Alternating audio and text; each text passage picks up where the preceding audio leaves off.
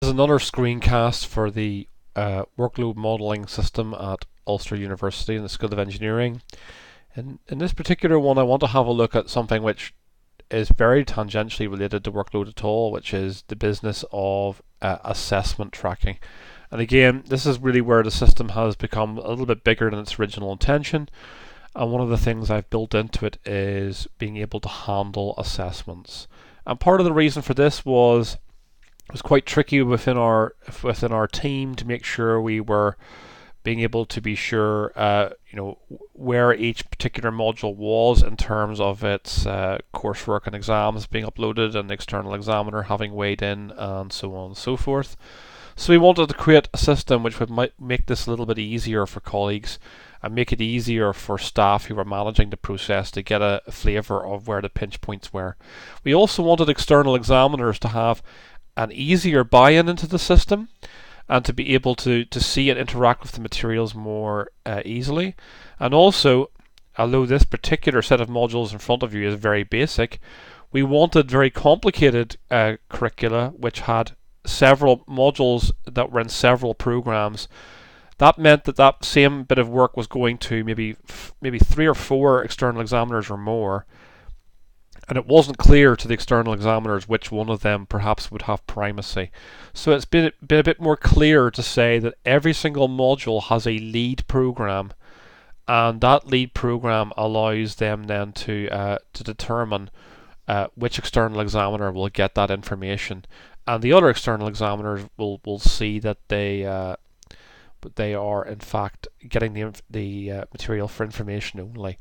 In this particular view, you can see relationship is all blank. That's because while I've added myself to this workflow, I am not in the teaching allocation for any of them, or a coordinator or a moderator, but otherwise it would show this. So for example, if I added myself as the moderator for controlling mutation here, I would be down here as the moderator to tell me what my role was in relation to this particular module. So I'm cheating a bit, and I'm diving into this a little bit using a sort of super user, but just to sort of show you how this might work. So in Justice Fundamentals, this module at the top here, for instance, we can go into this and we can see, as before, the information about who the module coordinator is and who the moderator is, and we can see the staff allocation. But down at the bottom here, we can add an assessment resource. Now, we can, for example, decide to add an exam paper. Now, I'm not going to upload a real exam paper into the system. I'm just going to pick a file of complete different type here. I'm uploading a Word file of a book review I wrote, but yeah, obviously this would normally be your real exam paper. And you can see then at the bottom it shows that this exam paper was uploaded by me and precisely when. And you can see a few options here, whether to view and to delete. Actually, relatively few people can view the files. When you upload files to these, you can imagine there's quite a lot of security involved around this.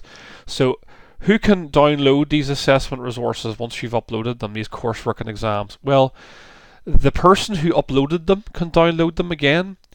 The people in the teaching team can access it. The module coordinator can access it. The moderator can access it, and any external examiner that has responsibility for this program can access it. But other people can't at all. So it is quite restricted. And you can see here I could delete this option, but I can delete this only now, because if I try to delete it, it will let me. And then I'll have to add it in again.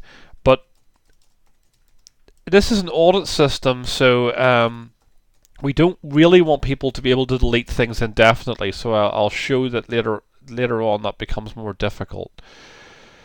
So you can upload your exam papers and coursework, or as much as you want for any particular part. And when, as a module coordinator, let's suppose this should really have been Tony doing this, but I'm just doing this in his behalf. You can decide you're going to sign off the resources at any particular stage. So you can see down here this option for sign off. And when you pick this up, it will show you what you can do in terms of sign off. And as you can see at the minute, the only type of sign off, bad idea to do screencasts just after a cold. You can see that the only sign off it's allowing me to do is an initial submission. So here I'm just going to say, okay, so I've uploaded all the materials for the assessment, and that can be submitted, and you'll see that that's appeared here as this initial submission. So there's a basic workflow built into the system, although the workflow is in fact quite configurable. You can change what states can move into what states, and also you can change who will be notified. So in this particular case, though it's difficult for me to show you this, an email will have been sent out, or will be within the next 5 minutes, to the relevant parties. In this case, the relevant party is the module moderator. So Riri Williams would get an email saying it's time for her to come in and look at this and give her adjudication on it. And she might decide to add a document giving her comments on this, or maybe she might just go, well, let's go to sign off resources, and as you can see, the history is appearing down here, and her choices will be either to accept this, I'm happy with this, and it goes on, or to say, do you know what, there's quite a big mistake in question 1. Details to follow. Details here, and she can write those in, or she could put a separate document, whatever. So we can see now that we're seeing the history of this module assessment. So it's come back and it's being as moderated. And again, who will be emailed on this? Well, Tony will get an email, and Riri will get an email as well, just making sure she's aware that it's come off. So Tony will have to, probably change this. On the other hand, he might decide to come back and say, well, do you know what? No, Riri. I graduated from MIT at 17, and you misunderstood. So he might want to explain that actually what Riri thought was a mistake is not a mistake. So it comes back, and well, she can bat that back again, or she can go, yeah, okay, my mistake.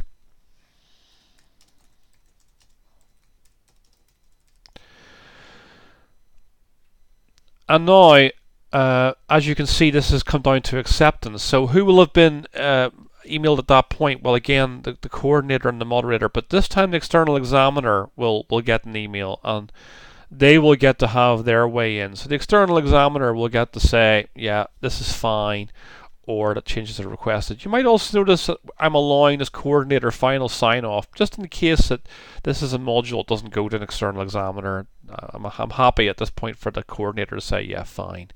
So the external examiner might review all of this history and be able to see any comments and questions and queries, and either request changes themselves or say, yeah, do you know what? Yeah, this looks very appropriate. Now, again, we could upload much more detailed information at this point. At any stage, someone could upload a document, with much more detail if they wished. But in this particular case, I'm not doing that. And then finally, we might say that the coordinator really should, at the very end, say, okay, I've reviewed absolutely everything. I've seen all the conversation. And I'm happy. This is all now final. So that shows the entire history of the assessment. Now, what can happen from this point? Well, actually, you can still add assessment resources, and in this particular case, you might see that the module coordinator can go back to initial submission. So if for whatever reason something's gone horribly wrong, the module coordinator can start off the entire process again, or because maybe this is another or a resit or first sit bit of work that's going through for the same module in the same year. So that's a bit of a quick tour through some of the assessment workflow in terms of the system. Again, I haven't shown you the emails. You'll have to take it on trust that the emails get sent out by the system. But basically the system sends out this kind of history here. It doesn't send out the comments. You have to come into the system to see the comments, and that's because we can't be sure that the email is not overseen, and there might be some very confidential material. but the person can log in and get access to the appropriate parts, and the external examiner will be able to see all of this train and be able to sign off as before. They get a similar kind of view to this modules page, but they will see information as to the modules, which, if there's a dash, it just means it's in the school and it's there for them to have a look at the fact that that module exists and to know about it as part of the ecosystem, or it will show that they're an external examiner or the lead external examiner, in which case their opinion is particularly sought. You'll also see here in this most recent assessment status, it makes it very easy to see just where each module is, so that if there's any pinch points or problems, it's easy for staff to look at that. And up in here, semesters, you might say, well, I only really care about semester 1 modules at the minute. That isn't even a semester 1 module. So that's a semester 2 module. So you can see, if you only want to check particular semesters to see where the problem is, if you're a coordinator or an associate head of school within the university or something similar to that, you'll be able to see what modules might have problems because nothing's happening with them. But at this point you can see all of this. You might also notice this is in bold. It's in bold because the system detects that I can take further action. That's largely because I'm logged in as a super user. Largely it would only be bold if, for example, a module was awaiting moderation and you happen to be the moderator. So in a way it's a way of trying to show you what's going on forth. Well, you can edit the modules just up here. You can edit the details of the modules, and you can change information about what programs this module appears on, and who is what program is the lead program. It is the external examiner for this program that will have that lead status, but any external examiners for any of these programs will still be able to see the module and interact with it and download resources appropriately. If you were not an external examiner for one of these programs, but an external examiner nonetheless, you would be able to see the module and the fact that it existed, but you would not be able to interact with the assessment resources and see the information on those. So I hope that gives a bit of an overview of the assessment workflow that exists within the workload allocation system. It is possible within the admin interface, and I won't go into it in this particular screencast, to change the workflow to decide which state can go from which state and who should be notified and who is allowed to trigger states. But that's probably more carefully dealt with in the help, or if not, I'll try to get that up in the help soon. Okay, thank you very much for your attention. That completes this particular screencast.